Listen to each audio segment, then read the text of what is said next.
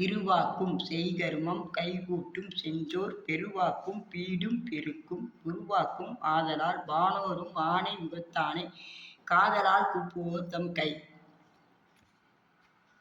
ஸ்ரீராமஜெயம். தசரத சக்கரவர்த்திக்கும் கோஜலிக்கும் நவமி திதியில் புதன்கிழமையன்று ஸ்ரீராமர் அவதரித்தார். பிறப்பில்லாத ஸ்ரீமன் நாராயணன் தர்மத்தை நிலைநாட்டவும் அரக்கர்களை அழிக்கவும் பிறப்பெடுத்தார். தந்தை சொல் மிக்க மந்திரம் இல்லை என்பதற்கல்ல, நமக்கெல்லாம் உதாரணமாக வாழ்ந்து காட்டியவர். தசரத சக்கரவர்த்தி தன்னுடைய புதல்வர்களை 5 வயதில் குருகுலத்திற்கு அனுப்பி வைத்தார். 7 ஆண்டுகள் குருகுலத்தில் இருந்து அனைத்து கலைகளையும் கற்று பிறரை எந்த வகையிலாவது சந்தோஷப்படுத்துவது புண்ணியம், எந்த வகையிலாவது துன்புறுத்துவது பாவம் என்று கற்றுக்கொண்டு அரண்மனைக்கு திரும்பினார்கள். தசரதன் ஸ்ரீராமபிரானிடம் மிகுந்த அன்பு கொண்டிருந்தார். நல்லனவற்றையெல்லாம் கூறி வளர்த்தார். ராமபிரானும் தந்தை சொல்படியே அன்பிலும் அறத்தை நிலைநாட்டுவதிலும் சிறந்து விளங்கினார். அப்பொழுது அரண்மனைக்கு விஸ்வாமித்திரர் வருகிறார். அவர் தசரத மன்னனிடம், நான் யாகம் வளர்க்கிறேன், அதற்கு அரக்கர்கள் எல்லாம் தொல்லை செய்கிறார்கள், அதனால் நீ ராமனை என்னுடன் அனுப்பி வைக்க வேண்டும் என்று கேட்கிறார். அதற்கு தசரத மன்னன், ராமன் சிறு பாலகன், நான் உங்களுடன் வருகிறேன் என்று கூறுகிறார்.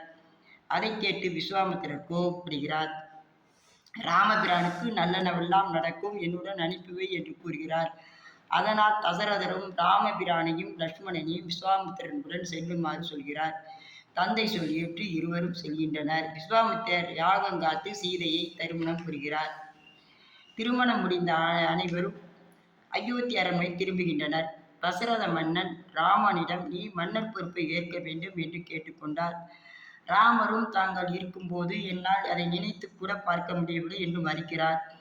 தசரதரும் அன்புடனும் வற்புறுத்தியும் இது அரசு கட்டளை என்று கூற, ராமரும் தந்தை சொல்லே மந்திரம் என்ற சொல்லுக்கு இணங்க ஒத்துக்கொள்கிறார். மறுநாள் கையேயின் வரத்தால் 14 ஆண்டுகள் வனவாசம் செல்லும் என்று தெரிய வரவும் அதையும் தந்தை சொல்லே மந்திரம் என்று மகிழ்வுடன் ஏற்றுக்கொண்டார். அப்பொழுது அவர் முகம் எப்படி இருந்தது? அன்று பூத்த தாமரை மலரையும் வென்று விட்டாலும் அவ்வளவு அழகாக இருந்ததாம். போர்க்களம் செல்லும் லட்சுமணன். இந்திரசித்தும் போர்க்களம் வருகிறார். போர்க்களத்தில் இந்திரசித்தின் அத்தனை திறமைகளையும் வில்லாற்றலையும் பல மிகுந்த அஸ்திரங்களையும் லட்சுமணன் சுலபமாக சமாளிப்பதைக் கண்டான். இந்திரசித் தந்தையிடம் சென்று, உலகை வெல்ல ராமன் தேவையில்லை, லட்சுமணனே போதும், அவன் எத்தகைய வில்லாற்றல் கொண்டவன் என்பதை நான் நேரில் பார்த்தவன் சொல்கிறேன். தந்தையே சீதையை விட்டுவிட்டால் அவர்கள் போர் செய்ய மாட்டார்கள். என் உயிருக்கு பயந்து நான் அப்படி சொல்லவில்லை, உங்கள் மீது கொண்டுள்ள பாசத்தினால் சொல்கிறேன் என்று இந்த உலகையே கலக்கிய இந்திரசித் கண்கள் கலங்கி கூறினான். ராவணன் கேட்கவில்லை. விபீஷணர், கும்பகர்ணன், இந்திரசித் எல்லோரும் எடுத்து போயும் ராவணன் திருந்தவில்லை.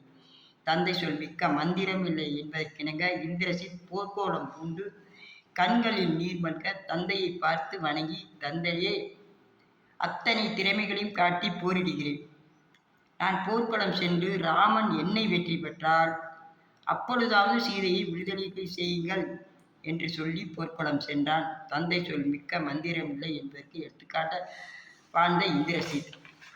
சமத்வினி முனிவருடைய பத்தினி ரேணுகாதேவி. அவர்கள் ஆற்றுக்கு சென்று மண்ணெடுத்து மண்குடம் செய்து அதில் தண்ணீர் கொண்டு வந்து வருவது வழக்கம்.